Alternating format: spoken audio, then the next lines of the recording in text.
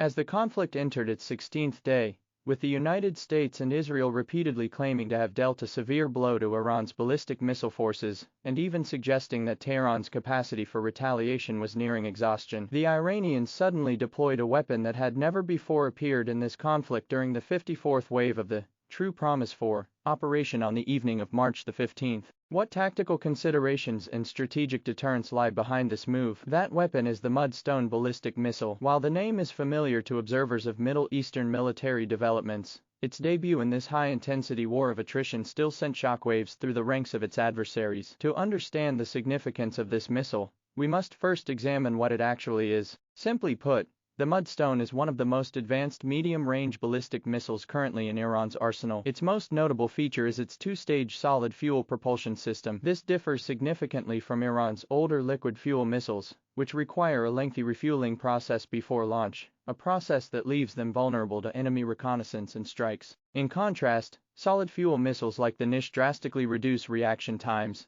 It takes only a few minutes from the issuance of the launch order to ignition and liftoff, significantly enhancing survivability. Furthermore, the two-stage solid fuel design enables it to perform in-flight maneuvering, trajectory changes, and even secondary acceleration, making its flight path much harder to predict and naturally increasing the difficulty of interception. Beyond this fundamental technological advancement of solid fuel propulsion, the Nishi missile boasts several other strengths. First is its speed. Its terminal penetration speed can reach Mach 14. What does this speed mean? It means it leaves air defense systems with an extremely narrow reaction window. For many air defense radars, the entire process, from detecting a target to calculating the intercept trajectory and launching an interceptor, may take longer than it takes a 14 Mach missile to complete its final leg of flight. When combined with its ability to perform terminal maneuvering and trajectory changes, this high speed places immense pressure on U.S. and Israeli air defense forces. Second is its penetration-aiding mechanism,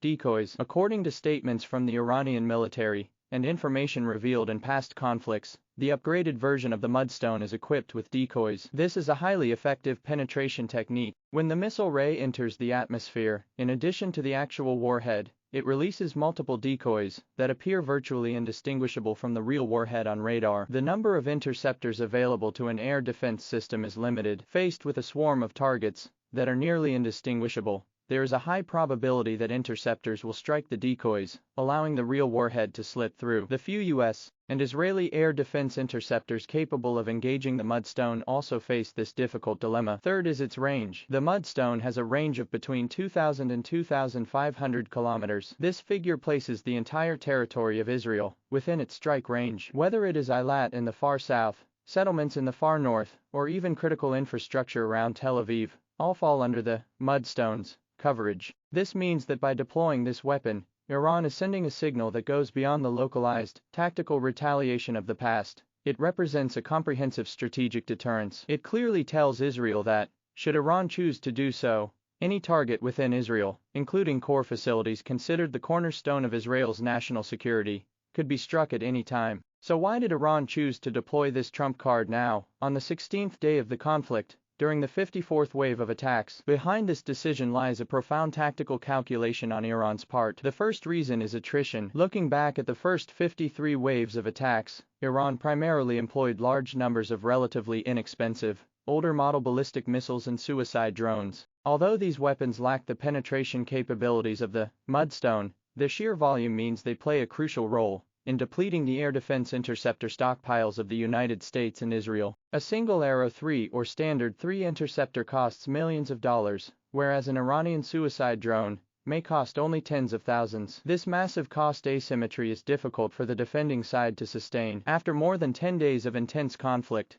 U.S. and Israeli stockpiles of interceptors have already been significantly depleted. A clear sign of this is that the U.S. has begun redeploying THAAD launchers and Patriot air defense missiles from U.S. forces stationed in South Korea. This practice of robbing Peter to pay Paul clearly illustrates the strain on ammunition stocks. When the opponent's air defense ammunition is running low, Iran's deployment of missiles like the Mudstone, which possess superior penetration capabilities, naturally yields a much higher success rate, and the resulting deterrent effect is amplified. The second reason is the political signal. Prior to this, U.S. President Trump and U.S. Central Command had repeatedly emphasized that their airstrikes had severely crippled Iran's ballistic missile forces, particularly its mobile launch capabilities, and claimed that Iran was no longer capable of continuing the conflict. The purpose of this propaganda campaign was, on the one hand, to reassure the domestic public, and on the other, to undermine Iran's will to resist. However, Iran's decision to unveil the Mudstone at this juncture, and to launch it from mobile launchers, undoubtedly serves as a direct rebuttal to U.S. claims. It aims to demonstrate that its core combat capabilities remain intact.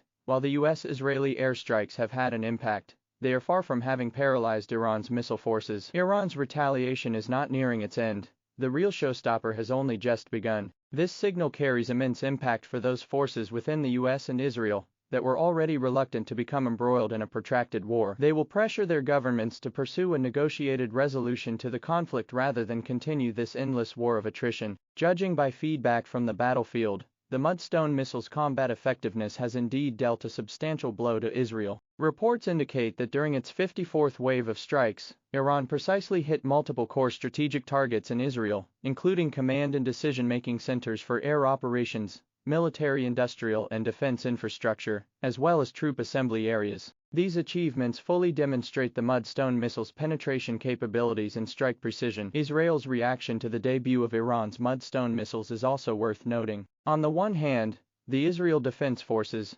IDF, denied claims of a severe shortage of air defense interceptor missiles, asserting that sufficient ammunition had been prepared in advance. On the other hand, they expanded the scope of their strikes against Iranian territory. This contradictory stance precisely reflects the dilemma Israel faces. It must both reassure the domestic public regarding its air defense capabilities and deliver a firm response to Iran's escalating actions. The unveiling of the Mudstone missile carries a deeper implication: Iran's strategic realignment. In the past, when facing military pressure from the United States and Israel, Iran's diplomatic posture often appeared passive. This time, however, Iran has demonstrated through concrete actions that diplomatic rhetoric and unconditional concessions alone cannot earn respect from adversaries or bring about peace. To persuade the Trump administration to return to the negotiating table and to get Israel to rein in its actions, Iran must possess a fist capable of striking fear into its adversaries. The Mudstone missile is one of the hardest fingers in that fist. It sends a clear message to opponents: if they wish to continue the conflict,